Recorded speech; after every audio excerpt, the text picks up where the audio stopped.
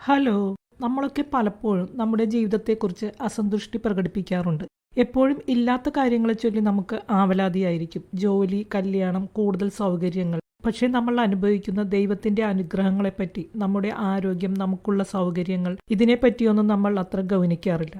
ഒരു രോഗമായോ മറ്റെന്തെങ്കിലും രൂപത്തിലോ ഒരു തിരിച്ചടി കിട്ടുമ്പോഴാണ് അതുവരെ നമ്മൾ അനുഭവിച്ചിരുന്ന ജീവിതത്തിന്റെ വില നമുക്ക് പൂർണ്ണമായും മനസ്സിലാവുന്നത്. പറഞ്ഞു വന്നത് ക്വീൻ എലിസബത്ത് എന്ന സിനിമയെക്കുറിച്ചാണ്. ഈയൊരു ആശയമാണ് സിനിമ പങ്കുവയ്ക്കാൻ ശ്രമിക്കുന്നത്. വീട്ടുകാരിൽ നിന്നേറ്റ മനോവിഷമങ്ങളുടെ പേരിൽ എല്ലാവരോടും ശത്രുത പുലർത്തി ഒറ്റപ്പെട്ട് ജീവിക്കുന്ന നായിക. പെട്ടെന്നൊരു ദിവസം തനിക്ക് മാറാ രോഗമാണെന്നറിഞ്ഞപ്പോൾ സ്വിച്ചിട്ട പോലെ നായിക ആകെ മാറി. പിന്നെ ട്വിസ്റ്റ്, ക്ലൈമാക്സ്, ശുഭം. വർഷങ്ങൾക്ക് ശേഷം നരേനും മീര ജാസ്മിനും ഒന്നിക്കുന്നു എന്നൊരു പ്രത്യേകത ഈ സിനിമയ്ക്കുണ്ട്. സംവിധാനം എം പത്മകുമാറാണ്. അദ്ദേഹത്തിന്റെ ജോസഫും പത്താം വളവും എനിക്കിഷ്ടപ്പെട്ട സിനിമകളാണ്. സിനിമയുടെ ഒരു പ്രശ്നമായി തോന്നിയത് നായികയുടെ ക്യാരക്ടറൈസേഷനും ആ ക്യാരക്ടറിനെ അഭിനയിച്ച് ഫലിപ്പിക്കാനുള്ള മീര ജാസ്മിന്റെ ശ്രമവുമാണ്. തുടക്കത്തിൽ ആ ക്യാരക്ടറിനെ എസ്റ്റാബ്ലിഷ് ചെയ്യുന്നുണ്ട്. സൗമ്യമായ മുഖവും തേച്ചുമിനുക്കിയതുപോലെ ഉടുത്തൊരുങ്ങി നടക്കുന്ന നായിക. പക്ഷെ സംസാരിക്കുമ്പോൾ ഭയങ്കര ദേഷ്യം. മീര ജാസ്മിൻ ഓഫീസിലേക്ക് നടന്നു പോകുന്ന സീനൊക്കെ കുറച്ച് ഹൊറിബിളായിട്ട് തോന്നി. ദേഷ്യമാണെന്ന് കാണിക്കാൻ വേണ്ടി വടി പോലെ നടന്നു പോകുന്നു. സൗമ്യതയോടെ ഇരിക്കുന്ന മീരയോട് ദേഷ്യം കാണിച്ചോ എന്ന് സംവിധായകൻ പറയുമ്പോൾ ദേഷ്യം കാണിക്കുന്നത് പോലെ എന്തോ ഒരു മിസ്മാച്ച്. എലിസബത്ത് താമസിക്കുന്ന ഫ്ലാറ്റൊക്കെ അടിപൊളിയാണ്. അതിന്റെ ഇന്റീരിയറൊക്കെ സൂപ്പർ.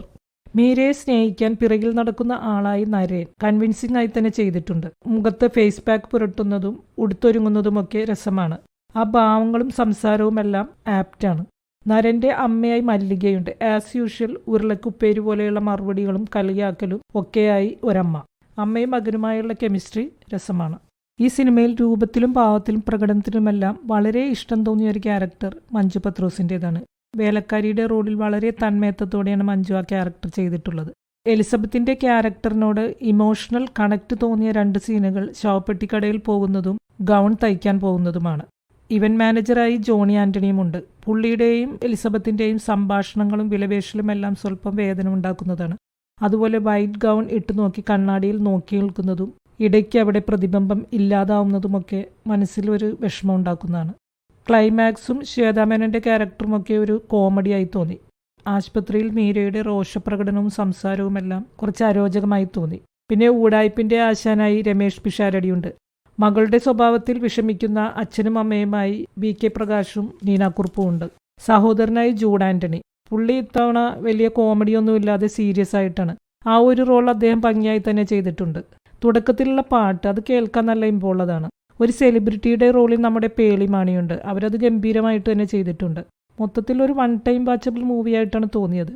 സിനിമ കണ്ടവരുണ്ടെങ്കിൽ അഭിപ്രായങ്ങൾ പങ്കുവയ്ക്കുമല്ലോ. വീഡിയോ ഇഷ്ടമായെങ്കിൽ ലൈക്ക്, ഷെയർ ആൻഡ് സബ്സ്ക്രൈബ്. ഇനിയും മറ്റൊരു വീഡിയോയിൽ കാണാം. ബൈ.